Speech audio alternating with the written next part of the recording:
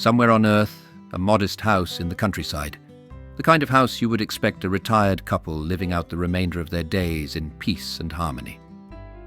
It is later afternoon and the sun is quickly descending towards the horizon. Inside, there is an older gentleman rushing around in quite a tizzle. TOG, that's his name. No one knows why, but it is, and his long-suffering wife reclines in her chair, resting from a hard day dealing with the mayhem TOG is brilliant at causing. TOG shuffled around the kitchen, opening and closing cupboards with increasing frustration. His gnarled hands fumbled through shelves of mismatched crockery, old biscuit tins, and a collection of spices so ancient they could probably tell stories. "Mrs.!" he called, his voice carrying the urgency of a man on a mission. "Where's that bottle of red I put aside for Cecil? He's coming soon, and I can't have him thinking I've forgotten." From the living room, his wife let out a long, weary sigh. "TOG, for heaven's sake, not this again." TOG harumphed and scratched his balding head. "What do you mean? Not this again?" "You're always forgetting where you put things, and then you come flapping about in a panic like a headless chicken," she said, dragging herself up from her chair. "It's under the stairs, in the cupboard. Same place it's been for the past 10 years. TOG's eyes widened as if she had just revealed a great cosmic truth. "Oh! Under the... Of course! He spun on his heel and made for the hallway, muttering under his breath. Could have sworn I left it somewhere more obvious." His wife followed slowly, watching him struggle with the cupboard door. He yanked at the handle, grunted, and then cursed as he nearly pulled his shoulder out. "Bloody thing stuck!" "Because you're yanking it like a gorilla," she said, pushing him aside with practiced ease. She gave the door a firm tug, and it swung open without resistance. TOG blinked. "Well, I loosened it for you." She rolled her eyes. "Oh yes, that must be it." He rummaged around, finally pulling out the dusty bottle with a triumphant grin. "Ha! Found it!" "You're impossible, you know that?" she said, shaking her head. "Maybe, TOG said, already halfway to the kitchen. but Cecil's going to think I'm a right proper host when I pour him this beauty. Now, where did I put the glasses?" His wife groaned and headed back to her chair. "I need a drink." TOG had just placed the bottle of red on the kitchen table when a loud knock rattled the front door. "Who in the blazes?" TOG muttered, glancing at the clock. "Cecil. Already." Mrs. TOG, still slumped in her chair, sighed. "Of course he's early. He's probably lost track of time again. Or drunk. Or both." TOG shuffled to the door, yanked it open, and sure enough, there stood Cecil, slightly hunched, wearing a coat that looked like it had survived at least 3 wars, and grinning like he'd already been at the wine. "TOG, you magnificent old codger!" Cecil bellowed, stepping inside uninvited. A distinct whiff of brandy followed him. "I'm here. I brought my appetite, my wit, and a slight but respectable buzz." TOG frowned. "You're early." Cecil wobbled slightly and frowned back. "You're late." "I'm not late! Wait! What? But..." "Well, I'm early, which means you're late in comparison. Time is relative, my friend. Einstein said so." Mrs. TOG groaned from her chair. "Oh Lord, not another one of your drunken science lectures." Cecil ignored her and rubbed his hands together. "So, what's for dinner?" TOG scratched his head. Dinner?" Mrs. TOG sat up.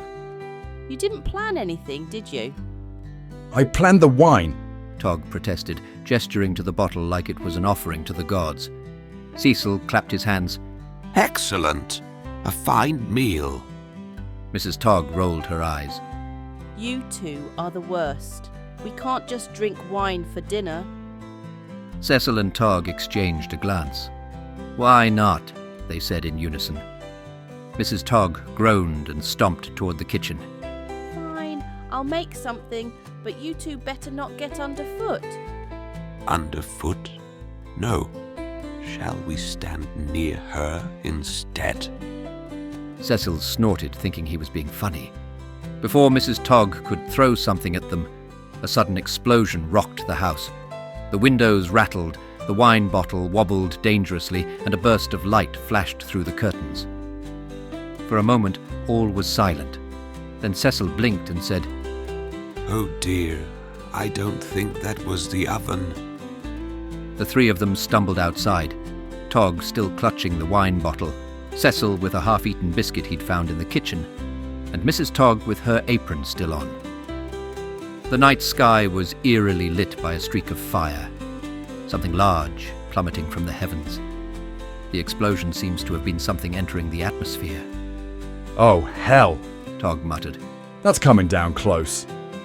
Aliens. Cecil said solemnly, swaying slightly. Tog squinted. Could be a satellite. Could be your brain cell finally returning home. Mrs. Tog muttered. With a tremendous boom, the object crashed into the field just past Tog's fence, sending dirt flying. A deep silence followed. Tog, Cecil, and Mrs. Tog stared at the smoking crater. Well, I suppose we should investigate. Tog said. Mrs. crossed her arms. And why exactly do we have to be the ones to do it? Cecil patted her shoulder. Because we are British, and mild curiosity mixed with reckless stupidity is our national trait. Tog adjusted his belt. I will grab a torch. Let's go. The three of them shuffled toward the crater.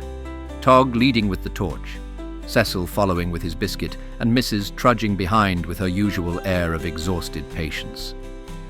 The air was thick with heat, and the sharp tang of scorched earth as Tog, Cecil, and Mrs. Tog approached the crater. The ground beneath them crunched, still warm from the impact, sending little wisps of smoke curling into the night air. They reached the edge of the crater and peered into it. And there a spacecraft loomed before them. A sleek, otherworldly vessel, its metallic surface shimmering under the moonlight, slick with condensation from the sudden temperature shift.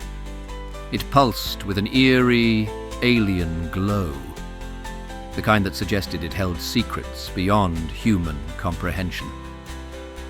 Well, that's not a satellite. Tog muttered. Definitely aliens. Cecil said, nodding sagely. I knew it. The spacecraft gave off intense heat, which caused the air around it to turn to steam. Cecil wiped his brow. Bloody hell. It's hotter than Mrs. Tog's Sunday roast out here. Mrs. smacked him on the arm, a little confused by the reference. You'd be lucky to get a roast rat from me, you useless sack of brandy fumes. The ship let out a sudden hiss, and they all jumped back. Tog nearly dropped his torch. Steam coiled from the seams of the craft, rising in ghostly tendrils, wrapping around their legs like the breath of some cosmic beast. Brace yourselves. Tog muttered, squinting into the haze. Something's coming out. A low hum reverberated through the ship's hull, followed by a mechanical clunk. Lights flickered, blue, red, green flashing in a rhythmic sequence as though some extraterrestrial intelligence was making calculations, deciding whether these three confused pensioners were friend or foe. Cecil took a step forward. If this is how I go, tell them I died a hero. Mrs. Tog folded her arms. You'll die drunk. No one will care or be surprised. With a mighty car-chunk, a seam appeared along the side of the spacecraft. The three of them held their breath as, in an agonizingly slow motion, the door began to slide open. A blinding white light spilled from within, casting long shadows, silhouetting them in an epic tableau of fate and destiny.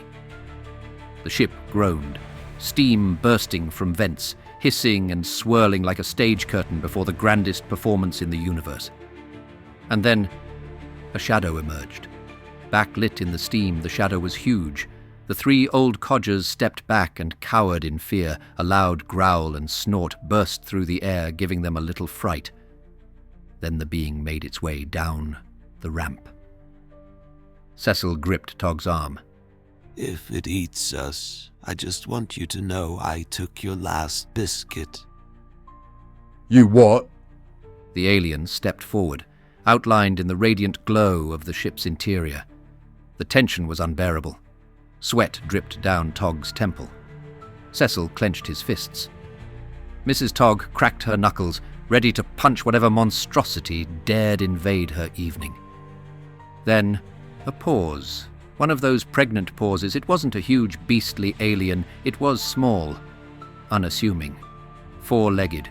There, before them, standing in the doorway of the majestic, otherworldly spacecraft, was a puppy. A small, scruffy, and very confused puppy. Intelligent eyes, dressed in a futuristic spacesuit, but no helmet. Obviously quite at home on Earth. It wobbled on its tiny legs, its ears flopping as it sniffed the air. It looked around at its audience, blinked with the weight of 1,000 spacefaring adventures, and then let out a single high-pitched bark. Then, silence. TOG rubbed his eyes. Cecil swayed. Mrs. TOG just stared, completely done with the entire situation. Cecil was the first to speak. Well, that's not what I expected. TOG pointed at the spaceship. You're telling me that thing, that intergalactic chariot of mystery, was piloted by a puppy? We need to adopt it, old chap. Cecil offered. Mrs. TOG exhaled slowly, pinching the bridge of her nose. I have had enough of this day. When will it end? If not being lumbered with these 2 bum nuggets, we now have an alien puppy to deal with. We don't even know if it's house-trained. The puppy wagged its tail. Cecil scooped the tiny creature up, holding it like an offering. Behold, the first intergalactic canine. I shall name you Sir Woofington. The puppy immediately licked Cecil's face. My name is Smurfy, He exclaimed. Mrs. TOG gasped, Oh my lord, you can't write this, it talks. taking a step back in surprise. I really need a drink now, Lord help me. TOG held up the bottle. Way ahead of you, missus. I got the bottle here. He replied happily. TOG seems totally oblivious to the situation. Now he knows it's not a man-eating alien beast. As the 3 of them stood there, staring at the amazing little space puppy, the spaceship behind them let out a series of beeps, lights flashing, and a low hum that winds up in intensity and volume. The puppy looked over Cecil's shoulder, and then, with a whoosh, the spaceship suddenly shot off into the sky, leaving them all standing there in stunned silence. Cecil looked down at the puppy. Well, little fellow, looks like you're stuck with us now. The puppy looked up at Cecil. Are you the hero I am looking for? The one that will save the galaxy and all of mankind from certain destruction by a terrifying ancient evil monster? Smurfy asked innocently.